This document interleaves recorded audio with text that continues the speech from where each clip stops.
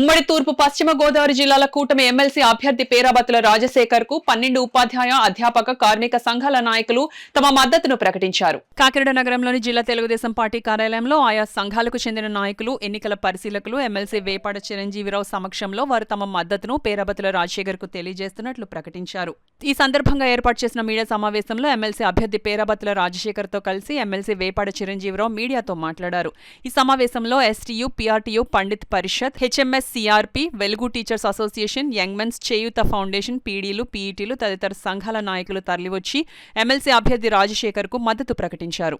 అయితే మేము DSC notification ఇవ్వడానికి సిద్ధంగా ఉన్నప్పటికీ సుప్రీంకోర్టు గైడ్లైన్స్ ఈ మధ్య రావడం, దానికి తగ్గట్టుగా ఎస్సీ క్లాసిఫికేషన్కి సంబంధించి ఏకసభ్య కమిటీని కూడా వేయడం, అది తొందరలో రిపోర్ట్ ఇస్తే దానికి అనుగుణంగా మేము డిఎస్సి నోటిఫికేషన్ కూడా విడుదల చేయడానికి సిద్ధంగా ఉన్నాం. అలాగే గత 2 సంవత్సరాల నుంచి కానిస్టేబుల్ నోటిఫికేషన్ ఇచ్చారు, కానీ ఆ ఈవెంట్స్ కూడా కండక్ట్ చేయలేదు. కానీ ఎన్డీఏ కూటమి వచ్చిన తర్వాత డిసెంబర్ నుంచి జనవరి, ఫిబ్రవరి మధ్యలో మేము కానిస్టేబుల్ ఈవెంట్స్ కూడా పూర్తి చేస్తున్నాం.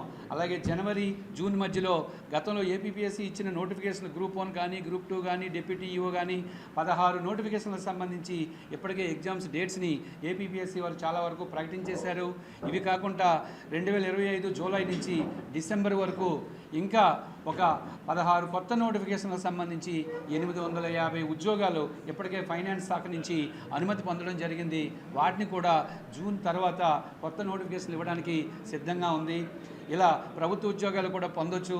ముఖ్యంగా చంద్రబాబు నాయుడు గారు వచ్చిన తర్వాత ఇప్పటికే మీరు చూసుంటారు, మొన్నే నరేంద్ర మోడీ గారు విశాఖపట్నం వచ్చి 2,05,000 కోట్లు విలువైన ప్రాజెక్టులకు శంకుస్థాపన చేశారు. విశాఖపట్నం ఉత్తరాంధ్రలో అయితే అర్సల్ మెట్టల్ వాడు ఇనుముక కర్మాగారం కానీ, ఎన్టీపీసీ వారి ప్రాజెక్టు కానీ, గూగుల్ క్లౌడ్ ప్రాజెక్టు కానీ, ఇట్లా అనేక పెట్టుబడి సంస్థలు ఉత్తరాంధ్రలో పెట్టుబడి పెట్టడానికి సిద్ధంగా ఉన్నాయి. రాబోయే 3-4 సంవత్సరాల్లో అవన్నీ ప్రారంభించిన తర్వాత కొన్ని వేల మందికి ఎంప్లాయ్మెంట్ని కలిగించడానికి అవకాశం ఉంది.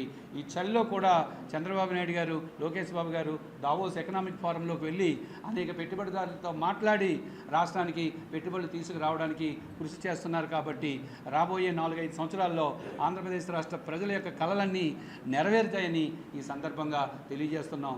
ముఖ్యంగా తూర్పుగోదావరి, పశ్చిమ గోదావరి, కృష్ణా, గుంటూరులో ఉన్న పట్టభద్రులందరినీ మేము పేరు పేరున కోరేది ఒక్కటే, మీరు మాకు ప్రతిపక్షంలో ఉన్నప్పుడు 3 పట్టభద్రుల ఎమ్మెల్సీలు గెలిపించారు. ఇప్పుడు అధికార పక్షంలో ఉన్నాం.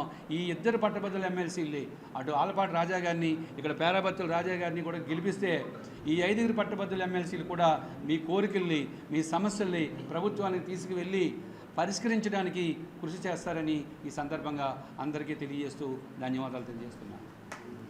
ఒకప్పుడు డిటెన్షన్ సిస్టమ్ ఉండేది ఆంధ్రప్రదేశ్ రాష్ట్రంలో. 1970 ప్రాంతంలోనే డిటెన్షన్ సిస్టమ్ని రద్దు చేశారు. ఇప్పుడు నాన్ డిటెన్షన్ సిస్టమే కొనసాగుతుంది. ఇప్పుడు మన ప్రభుత్వం కూడా నాన్ డిటెన్షన్ సిస్టాన్ని కొనసాగిస్తుందండి. మొన్న అయితే లోకేష్ బాబు గారు ఇంటర్మీడియట్లో కూడా పిల్లలపై పని ఒత్తిడి ఎక్కువగా ఉంది, intermediate first year public going కాకుండా సిబిఎస్ఈ సిలబస్ మోడల్లోనే డైరెక్ట్గా ఇంటర్మీడియట్ సెకండ్ ఇయర్కే పబ్లిక్ ఎగ్జామ్స్ ఉంటే ఎలా ఉంటుందని చెప్పి లోకేష్ బాబు గారు, విద్యాశాఖ మంత్రి కూడా ఆలోచిస్తున్నారండి. కాబట్టి ప్రస్తుతం డిటెన్షన్ విధానం తీసుకొచ్చే ఉద్దేశం ప్రభుత్వానికి లేదండి. అయితే లెర్నింగ్ అవుట్కమ్స్, విద్యలో నాణ్యతను పెంచాలని చెప్పి లెర్నింగ్ అవుట్కమ్స్ని ఎట్లా తీసుకురావాలని చెప్పి ప్రభుత్వం ఆలోచిస్తుంది తప్ప డిటెన్షన్ విధానం తీసుకొచ్చే విధానం అయితే ప్రస్తుతం ప్రభుత్వం దగ్గర లేదండి.